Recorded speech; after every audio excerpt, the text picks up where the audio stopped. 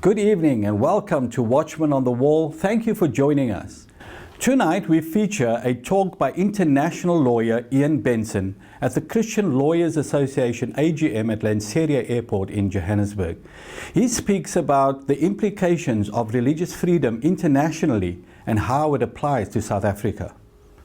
But before we go to that, some breaking news. The Justice Alliance of South Africa has launched a legal challenge against JASA and Top TV to prevent them from broadcasting porn on South African television. We speak to John Smyth, the director of the Justice Alliance. We also speak to Andre Becker, a former homosexual fighting for his rights at the Human Rights Commission and the United Nations to be recognized as a former homosexual.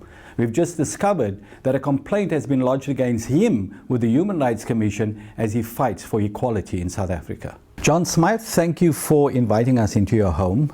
We're very excited about the press release that you've released about your challenge to JASA and Top TV to stop them launching porn on South African television on the 1st of December. Tell us why you did that. Well, Errol, there are, I think, two major reasons. Children are very much at the heart of our work, and we're very concerned for children. And I'll come back to that if I may. But more than that, I think we've got to do something about this country becoming submerged in porn. You know, the government are not acting in respect of internet porn. We've worked a lot on that at their invitation, and we're still hoping that we will see action on that. But nothing's being done. It's being done in the UK. It's not being done here. You're talking about installing filters on the internet to prevent pornography coming into... We know that's possible. There's no doubt about it, and other countries are doing it, and the UK is the latest. I mean, the situation in the UK, as you know, is that now you go to an ISP, or as soon as the legislation is in force, it's going through now, I think, you sign up with your ISP and you are assumed not to want porn unless you fill in forms saying I do want it, and there are all sorts of conditions and explanations you have to give as to how you'll protect children. That's brilliant. It's called the opt-in. That's right. And that's exactly what is needed in South Africa, yes, because it's a free-for-all, and young children are being exposed to internet porn, yes, at an alarming rate. And so we can easily do that. If you remember the conference we had in 2010 on pornography and its harm to society. Well. Yeah. And we had the guy down here from New Zealand, I yes, forget his name, and he goes around the world installing filters at tier 1 level to prevent pornography coming into a nation. So it is possible, and I remember his presentation that it doesn't increase cost, it doesn't slow down the internet. He's done it in Singapore, he's done it in Mauritius, and he can do it here. And he's done it in schools in Australia and New Zealand. He's done it where required, but as you said, it's been done on a national level. Yeah. And of course the UK wouldn't be passing this legislation if it were not possible to enforce it. That's right. And they're doing it, and like Iceland is also moving in that direction. Yes, these are very liberal nations. Yeah. And they're doing it for the very reason you're doing what you're doing. Challenging JASA and Top TV is to protect children who are increasingly being exposed to hardcore pornography, and it's destroying young people. You know, Errol, in this in the court papers we filed last Friday, Friday the 8th of November, I think, we have included 3 affidavits from 3 teenage girls, young teenage girls, 14, 15, that sort of age. And they say a number of things. They say, we don't want porn, we don't want our boyfriends to watch porn, and we certainly don't want it at 8 o'clock in the evening, because that's the time we finish our homework and switch on the TV and watch it until bedtime. Oh yes, and another very important thing that these children say is, don't kid yourself that a PIN code will stop us getting in there if we want to. We know how to get through the PIN codes, and our boyfriends do even more.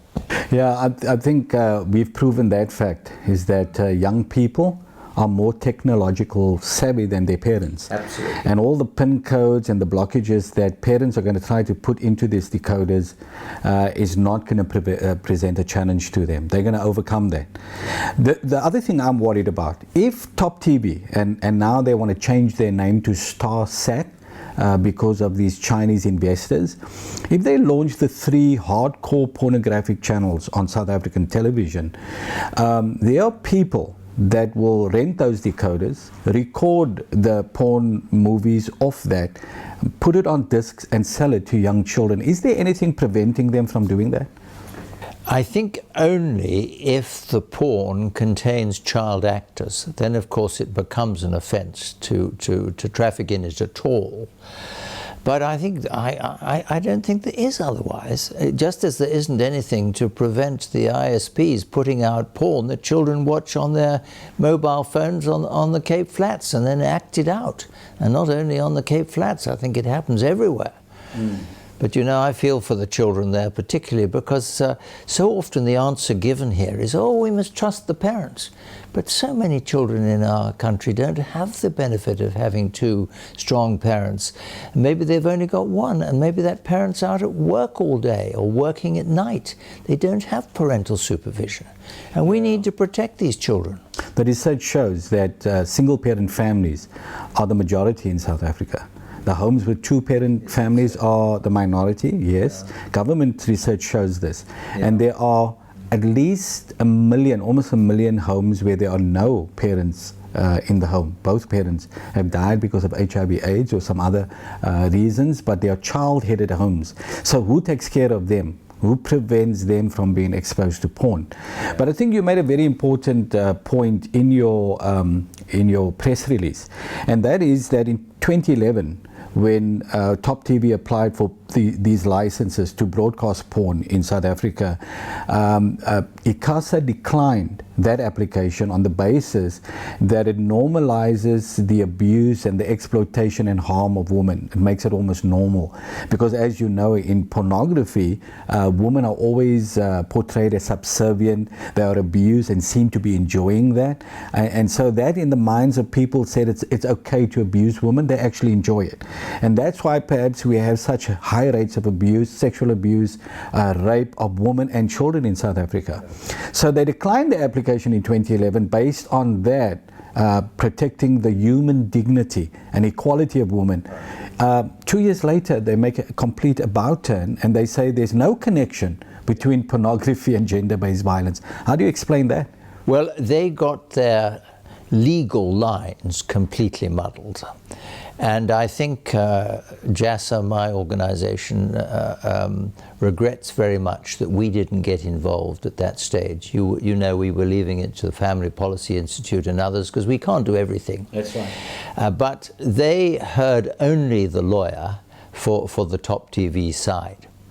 And he said, as I understand it, and this comes from the reasons which ICASA gave, he said that ICASA had no choice but to allow the application because of the right of freedom to expression. And freedom of expression. And yes, Section 36 of the Constitution says that any right in the Bill of Rights may be limited, if it's reasonable and just so to do, provided there's a law of general application, and I quote the legal phrase there, the phrase from the Constitution. And they came to the conclusion, quite erroneously we believe, that the law, the right in the Constitution of children to be protected, the right of women to be protected from having their dignity undermined, that those rights weren't laws of general application. It's ridiculous, and so they ignored them. The other thing I can't understand is at those hearings, public hearings, Family Policy Institute was there and other organizations, most of them Christian organizations. ICASA was, or Top TV was allowed to bring a lawyer that made a legal presentation when nobody else had lawyers. Well, I think, you see, we slipped up there. I think you could have taken a lawyer and we could have been there represented by lawyers. Because of what happened at the earlier hearing, we didn't think the lawyers were necessary. We thought they understood the law, but they didn't, or they were misled into construing it in the wrong way. But they have a duty, obviously, to consider, first of all, the rights of the children, because that is such a pillar of the Constitution. That's right. Then the dignity and privacy of women. And two, yes, the right of freedom of expression. But they must consider them all and weigh them up. Which one trumps which? In a case some time ago, the Daruk case it's called, the Constitutional Court said that the right, in the context of pornography, it was a case about pornography, somebody who was charged with possessing pornography, this man Daruk, it was a criminal case. And the Constitutional Court said that the right to dignity was a core right in the Constitution. And in the context of pornography, it was the most important right, a woman's dignity. And a child's dignity. Yes, JASA ignored that. It wasn't drawn to their attention. I imagine they don't have lawyers themselves who are necessarily up to speed on these matters. So when it comes on again, our object in bringing the case to the High Court is so that the High Court will order that JASA reconsider it within the right framework of the law, rather than the very limited framework which they thought was correct and wasn't. So you lodged your papers with the Western Cape High Court. Yes. On the 8th of November. So tell us, what is the process now? What happens? Well, we decided that we wouldn't succeed in asking for an urgent date, which would be in a matter of days. And so we have asked for a semi-urgent date, knowing that that could be something like a couple of months. Well, now you have to take out the vacation, so we would expect this matter to come on for hearing the end of January or beginning of February, as on the semi-urgent list. And of course, between now and then, all the respondents have got to jump around and get their tackle in order. That's JASA, that's Top TV, and it's also, you know, there's another complication in this case because Top TV are on the verge of bankruptcy and they have gone into what's called business rescue. Yes, right. There is a receiver who's been appointed. He's not, I don't think he's a liquidator, but he's a receiver, and he has to look after the affairs of the company. And we had to make him a party to the proceedings. He wouldn't give consent to the proceedings, and so we have to make him a party, and we have to ask the judge for leave to go ahead, although he's refused. We think we'll almost certainly get that, and we think it's sinister that he's refused. Now, Top TV have announced that they want to launch their porn channels on the 1st of December, yes. Obviously for in time for the festive season. That's right. Now, can they still go ahead and do that? Well, we think they can if they're determined to. But if there's enough pressure which builds up in the media, and we know, of course, of other possible likely cases which are going to be launched, say there were 2 or 3 suits launched against them, they would be unwise to do so, and they might well be advised by the receiver, no, you can't go ahead in the face of all this litigation. Litigation is an expensive business. So rather than try and persuade the court that this was terribly urgent, and that would be difficult in view of the fact that the reasons, the JASA hearing was earlier in the year and the reasons were given in July, and it's taken us some time to get our tackle together on it. We felt, ask for a semi-urgent hearing. That puts them under a lot of pressure. It's quite likely, we believe, that they won't go ahead and broadcast. John Smyth, I want to thank you and the Justice Alliance of South Africa for lodging the papers with the court.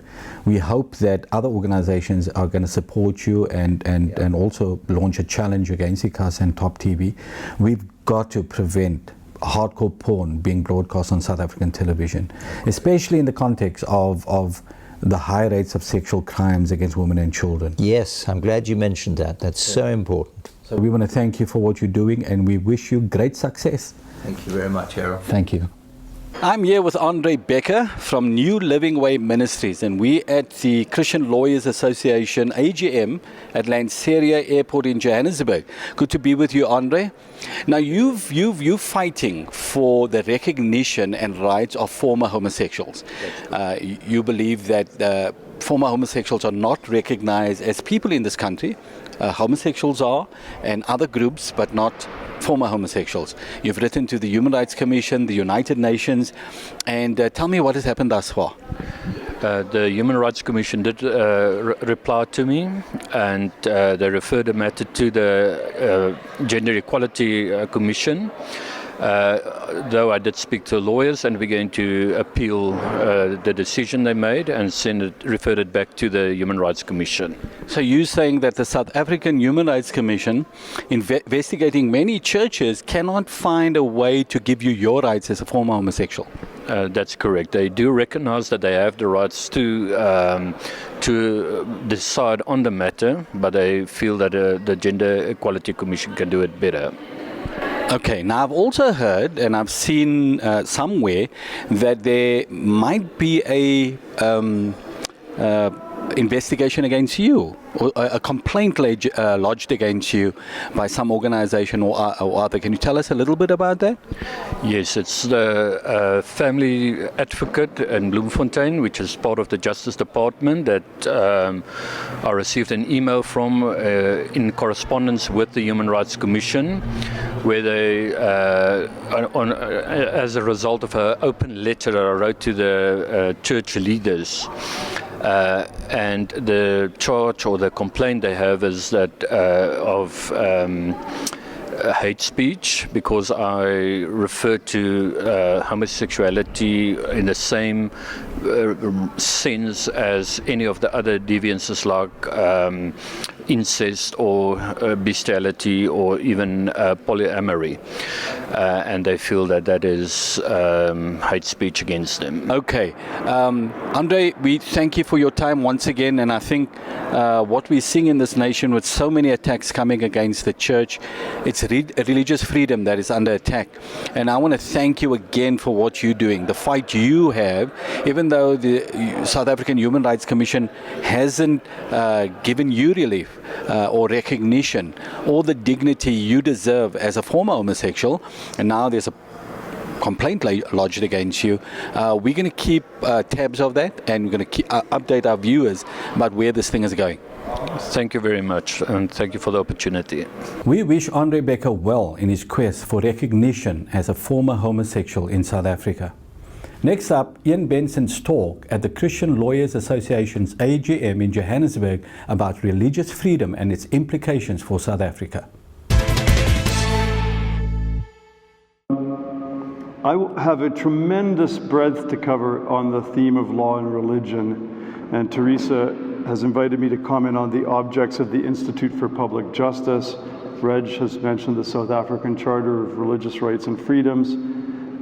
There's so much to discuss, but what I'd like to do is try and pull the lens back a bit on law and religion and the way law and politics are currently putting pressure on associational freedom. Because religions, at the end of the day, are groupings of people who have the same beliefs. Politics and law together really form the state. And the associations, whether they're trade unions or whether they're religions, are in a relationship to the state, but they aren't the state. And if politics and law gets too big for itself, if it starts to do things that are really beyond its proper jurisdiction, then those who suffer are the associations. And in a time of secularism, such as we live in, and I'll define that in a minute, the pressure is against the freedom of religious believers. Now, who are religious believers? Are they just Christians? No. They're all religious citizens, whatever their religion. Does the Constitution give a preference to a particular religion? No. Do court cases come before the judiciary involving different religions? Yes. Do the results of those court decisions involving religion A have an effect on religions B, C, and D? Yes. Now, are we really clear on that set of questions and answers? The reason that the right answers to those questions is so important is because if we're in a time of secularistic domination of culture by law and politics, and the pressure is being put on associations, then any defensive strategy has to be based against the threat. And the threat is not just to Christians. It cannot be just met by Christian projects. When we started this process that led up to this extraordinary document, the South African Charter of Religious Rights and Freedoms, why do I say extraordinary? It's not that long. What's extraordinary was that it was signed by everybody in South Africa. It was signed by the Muslim Judicial Council, signed by the Christian Protestant denominations, by the Catholic Church, by the Rastafarians, by the Mormons, by the Ismaili Muslims. And they're very cautious. I work very closely now with His Highness the Aga Khan, who's the head of that group, and they don't tend to sign public documents. They attended the signing ceremony and they were so impressed by the way that day had gone with the Deputy Chief Justice Moseneke and Chancellor of UNISA and the others who spoke, that they had decided to sign after the signing day. So they're on there as well. But the Muslim Judicial Council signed it, and it includes the right not just to join a religion, but the right to leave a religion. Do you know how significant it is that an Islamic Judicial Council has acknowledged somewhere in the world the right to leave a religion? I know of no other example anywhere of this. South Africa is a unique place, not just because every place is unique, which it is by definition, but because it has a particular history in relation to religion that seems to have selected it to be the place where this happened. And this happened quickly. Let's go back to my questions. At a time of secularism attacking religions, who's under attack?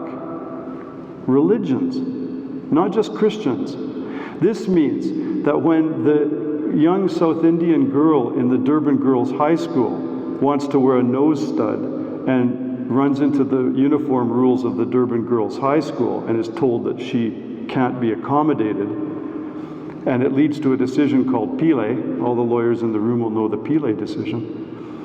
The statements made in that case about the nature of religion in relation to a nose stud on a South Indian girl end up being directly relevant to what can be argued in Criare, the case that was mentioned earlier, or any other case involving Christians.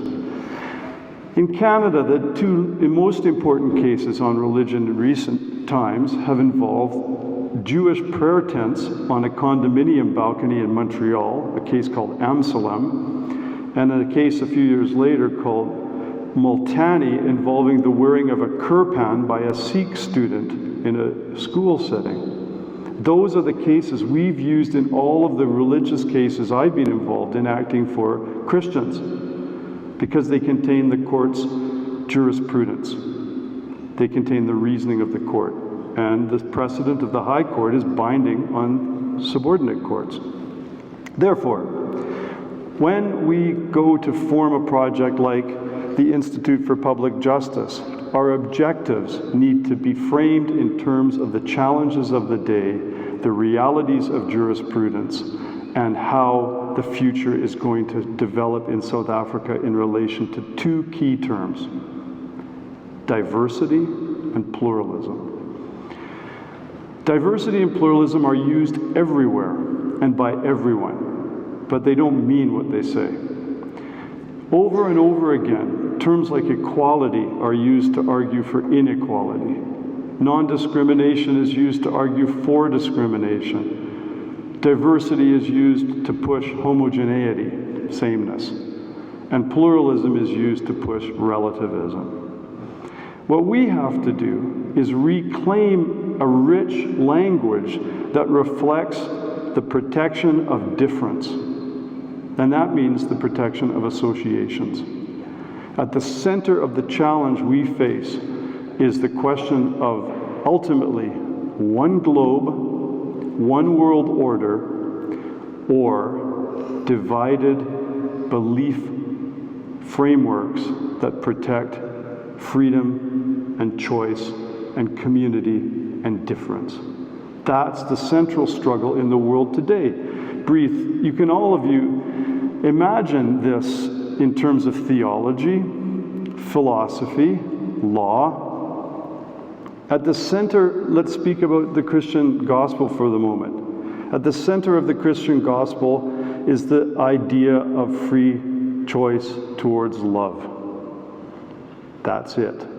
If you want to attack that, how can you most effectively attack it? Take away freedom to choose it. How do you do that? You eradicate the places where it can be chosen, where it can be described, where it can be preached about, where it can be witnessed, lived, disseminated, taught, manifested. You attack those. You go for the heart of the freedom of places of belief. Now think about how we have spoken about religion for the past 50 years, the past century, in terms of what we call the secular. The MP Swart earlier spoke about South Africa as a secular state and how people can use that. He's right. That term is multivalent, as all terms are, has many different meanings. The problem with secular is we, and I'm speaking here very broadly as world Christians, okay? You'll have the same problem everywhere. We stopped understanding secular as it meant when it was Latin, secularum, which meant the times or the age. Secular didn't mean the state. Secularum meant the times or the age in contradistinction to eternity. So in the Catholic tradition, which goes way back as you know, they have two types of clergy, regular clergy and secular clergy. Regular clergy are in the monasteries. Secular clergy are in the world. They're in the parishes. They also have secular institutes.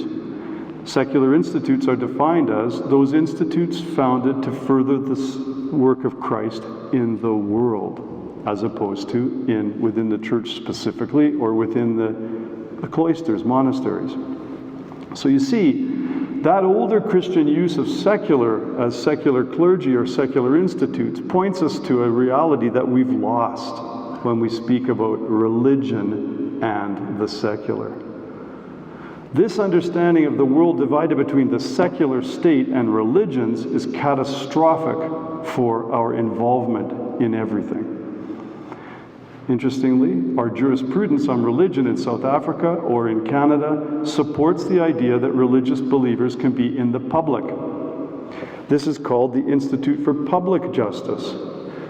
Christians do not have to stop being Christian when they're in Parliament. They do not have to stop being Christian when they're in the classroom, even if it's a non-religious school. They have to learn how to speak appropriately in every setting. This is not a new thing for Christians.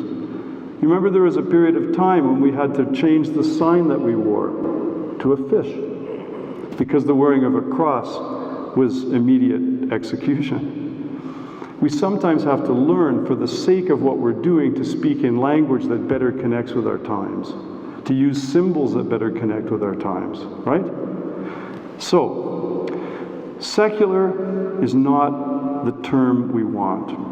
If we're going to speak about the way our government should function, let's use the accurate term, non-establishment. We don't have an established church in South Africa.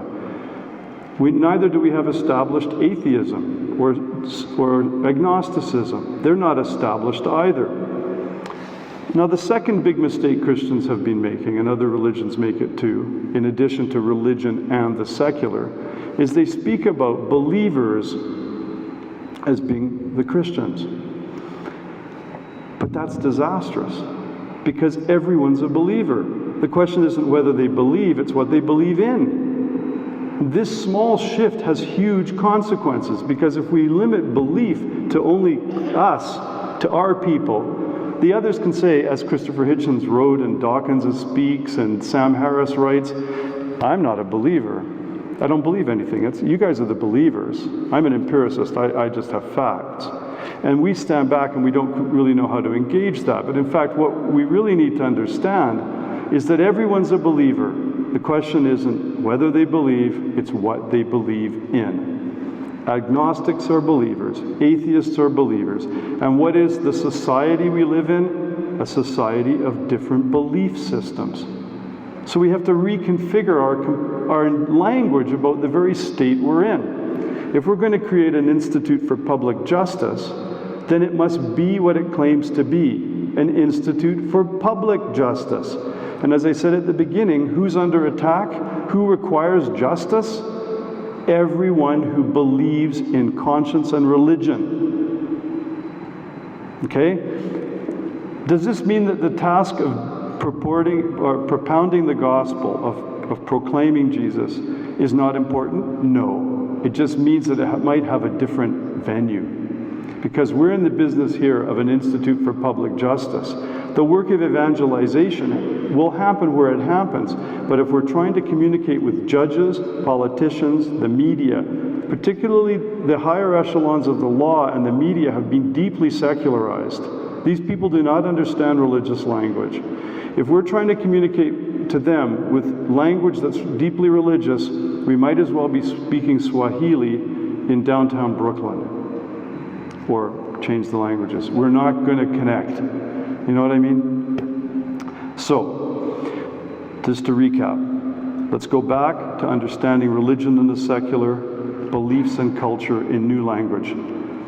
Also, we are not putting forward the idea of religious silos where we don't communicate with each other, where we have Christianity here, Judaism here, Islam here, and there's no communication. How do we overcome that? The answer is we need a richer language of civic virtue. We need to reclaim and develop and work on common language of virtue and citizenship that at the moment is simply not being discussed. We're in full drift ahead. That's the direction of our boats, our ships of state. Full drift ahead. We use a language of values to try and spawn the gap that we're in. The moral languages of the past have broken down, and we haven't yet established the moral language of the present and the future. It has to be virtue. And interestingly here, we have a great ally in the great apologist, C.S. Lewis.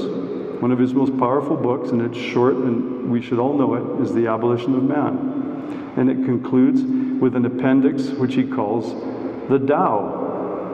And he says, I'm not talking about philosophical Taoism from the Chinese or Oriental tradition. I'm using it as meaning the way. And then he divides a set of ethical and moral principles that he's found, in, as he says, in every world religion and ethical tradition, even those outside of religions. These are the core principles of human being and relationship with one another that are key to living well. These are the languages of virtue. Ubuntu. Huge word in Africa, tremendous resonance. I am what I am because of my people. This is a virtue. It's a virtue to tell this country about, to share with the world, because it's true. Okay? Now, how do we move from these corrupted languages and confused, overreaching politics and overreaching law towards a revivification of the place and importance of associational diversity and freedom? We do it by saying just that. We link arms, as we did here, with brothers and sisters in other religious traditions on a project of renewal of diversity, respect for difference, articulation of the grounds and importance of pluralism, for the sake of the truth that is the essence of freedom in the creation that we live in. That's really all I can say about this. But I think it's a huge task, and I think our coordinating visions can help us get there. And we're going to drive it. We're going to drive this because we've got the tradition that places freedom of choice at the center of the human response to love. Not all traditions see that the same way. Some of them are in pitched battle warfare within their own tradition over whether text is greater than spirit. Which interpretation of text is going to lead some people to be killed and other people to live? Every tradition has had periods like this. I live in the south of France. The entire area I live in was depopulated for centuries by religious wars between Catholics and Protestants. Because we live in a time where Christians have learned to bury the hatchet and can coexist largely peacefully, we mustn't forget that it wasn't always this way. We mustn't look smugly at Islam and its divisions without seeing, in a sense, ourselves in that mirror. Because we've been there, and in some respects where there's division, we're still there. Somehow, the call to love, compassion, is something that is always in tension in the human heart and all human hearts, right? So our task, it seems to me, with other religions is to be there to reflect how we understand love and compassion, to do it in the best ways we can, and these planes are a wonderful symbol of that. The work many of you do are wonderful examples of this. I want to read to you what an atheist judge wrote in this country. And I'm proud to say I can call him a friend now. This is Albie Sachs. Freedom of religion goes beyond protecting the inviolability of the individual conscience. For many believers, their relationship with God or creation is central to all their activities. It concerns their capacity to relate in an intensely meaningful fashion to their sense of themselves, their community, and the universe. For millions in all walks of life, religion provides support and nurture and a framework for individual and social stability and growth. Religious belief has the capacity to awaken concepts of self-worth and human dignity, which form the cornerstone of human rights. It affects the believer's view of society and founds the distinction between right and wrong. It expresses itself in the affirmation and continuity of powerful traditions that frequently have an ancient character transcending historical epochs and national boundaries. That's from his decision, Christian Education in 2000. There is no better passage in any Western legal judgment than that, written by an atheist, out of Jewish, Lithuanian Judaism, struggle survivor, loses his arm in Mozambique, and comes to an understanding somehow of the importance of religion to his country and to all countries. The Canadian Supreme Court not only hasn't written a judgment like that of Albie Sachs, at the moment their fear of religion precludes them from even getting close to it. There's something in South Africa that is an important step towards the world becoming more understanding about religion. I really mean that. This charter was just spoken about 2 weeks ago at the House of Lords. I was invited to speak to a committee there, and all the lords were there, the ones that were interested in religion. And 5 of the Muslim lords in the House of Lords were there. And they had been provided with this charter ahead of time. And Lord Ahmed said that he would like to put on record that he endorses this and thinks it's important for the United Kingdom. He says we need changes in the UK for our specific circumstances, but he thinks this is very important, this South African Charter of Religious Rights and Freedoms. That's something to be proud of. It's something notable. I've spoken in Canada to leading politicians there who are taking a look at this. A copy was provided to all of the board members on the Global Center for Pluralism that I sit on. One of them is Kofi Annan. There's 10 people on it. The Aga Khan chairs it. It's a powerful group of people. They all know about this. In my country of work for many, many years, although I haven't lived there for over a decade, Canada, there's just been an application recently by a Christian university, Trinity Western University in Western Canada, to open the first Canadian law school that's based on Christian principles. Their application has been unanimously opposed by all the Canadian law deans on the ground that the Christian understanding of sexual morality makes them unable to function within an understanding of charter values under the Canadian Constitution. Now, these are no fringe group. These are the law deans of the law schools. Not one dissenter amongst them opposing Trinity Western University. Peter Berger, the great sociologist of religion, said that the secularization thesis, the idea that they published in the 60s and 70s that the world was moving ever further from religion, was erroneous, because numbers haven't been dropping off. In fact, certain religions have been showing marked increases in these decades. Berger said, however, that the secularization theory was accurate for two areas: the media and what he called the upper reaches of the law. Now, this has direct implication, because the media tells us what the world's like, and the law, in some respects, determines what's allowable and what isn't. Now, if what's telling us how the world is secularized, in other words, it believes that religion is irrelevant, unlike the atheist judge Albie Sachs, who understands how important it is.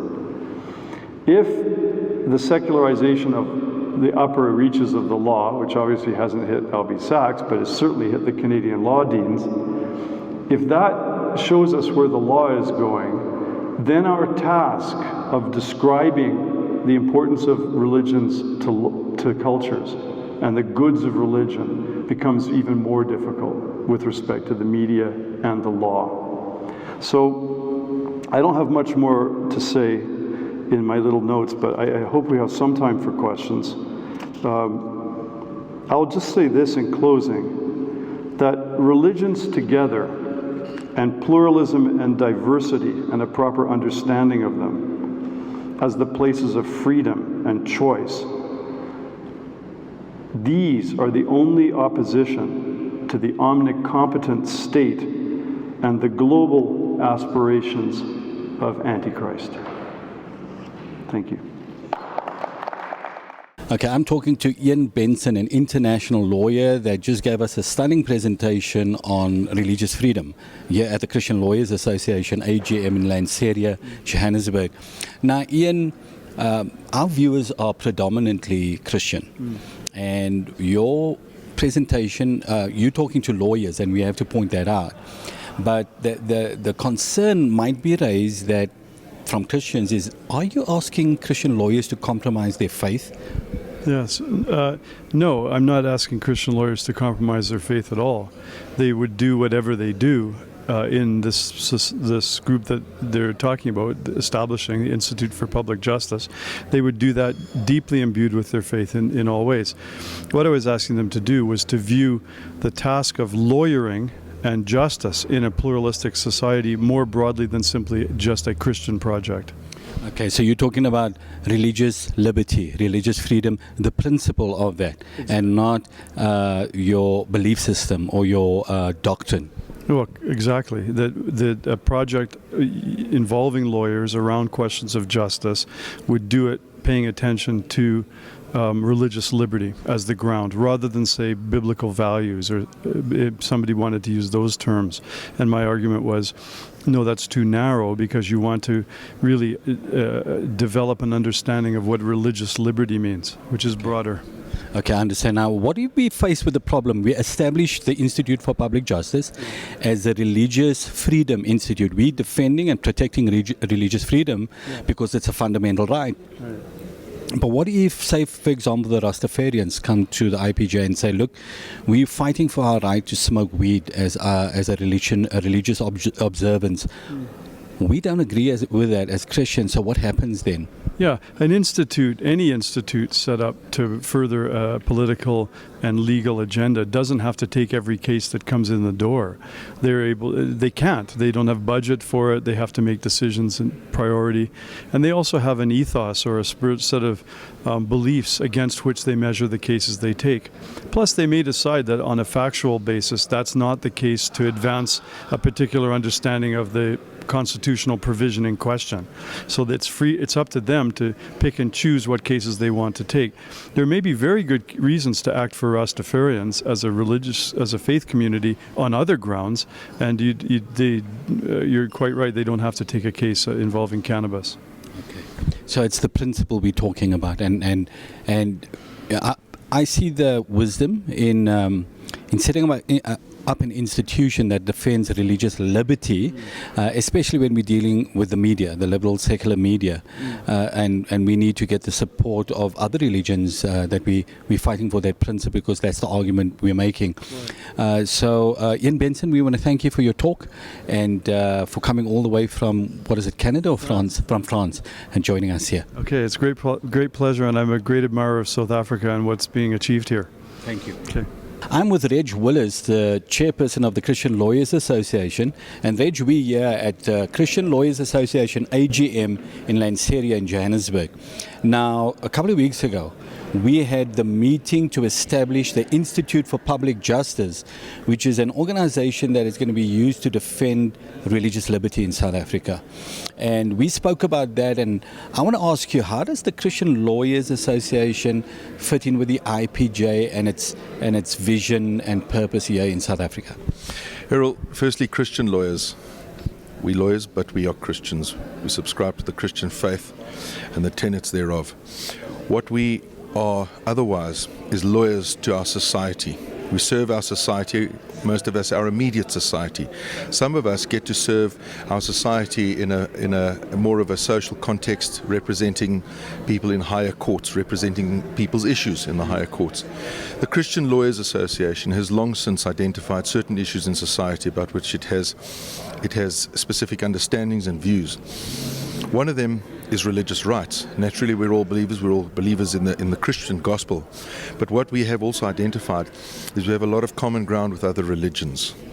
Those interfaith discussions are sometimes difficult for all religions. Be that as it may, the point is that the Institute for Public Justice has as one of its primary objectives to protect the interests or the rights that we enjoy under Section 15(1) of the Constitution. And there's a lot of common ground with other religions. What do the Christian lawyers have to do with that? Well, we intend to train up our lawyers to understand the appropriate thinking, to understand how to articulate the appropriate thinking so that we aren't necessarily always putting forward a Christian perspective. We're putting forward a common perspective, but of course one that doesn't compromise our own personal faith perspectives, but one that serves the common good of our society. Now that's as Christian lawyers. I think the point you're trying to make here is that you're not a church or minister dealing with doctrinal issues, you're lawyers dealing with legal issues. But your Christianity and your biblical foundation informs what you do, and you don't want to mix the two together.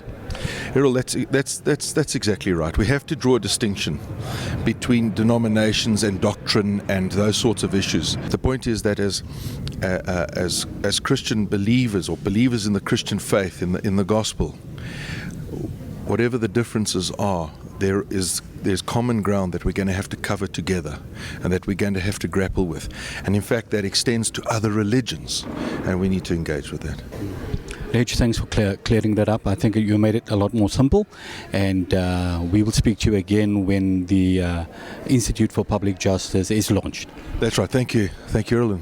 That was a great discussion, and we really appreciate Iain Benson's remarks, because religious freedom is becoming a huge issue in South Africa.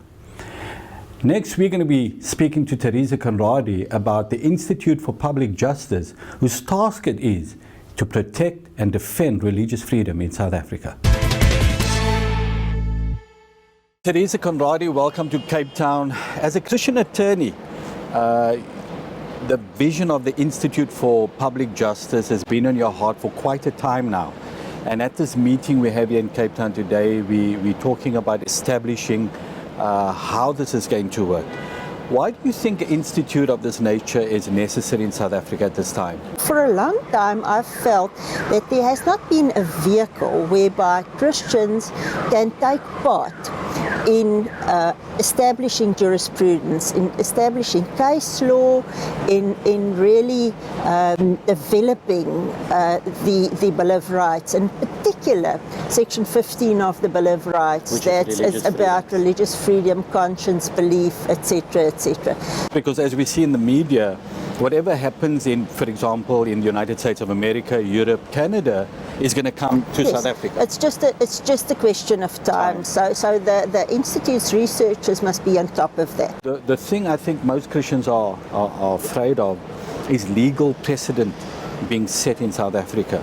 Very often people don't want to create precedent. Very often people don't even know that they're creating precedent. That's right. They're just wanting to resolve the problem in their little congregation or something like that. And they don't actually realize that they're doing more damage than good by precedent that they are establishing. The other thing that saddens me terribly is very often Christian brothers and sisters get faced with a legal problem. And then they feel completely abandoned by the church because they don't necessarily see the church as an institution which can come alongside you with a human rights problem. That's right. And if its institute can achieve that, it would absolutely be serving it. Errol, I'm so pleased and so excited. We've got a mandate from a group of church leaders to design the structure of the institute, and if we can have our way, we would like to have a CEO appointed within the next 6 months and start looking at those three main areas: research and lobbying, the advocacy part, conducting the cases, and then finally the training. Teresa, I must agree with you. I think the time is now for the Institute for Public Justice. Many have seen what has happened with Criari, Joshua Generation, and many others that people don't even know about.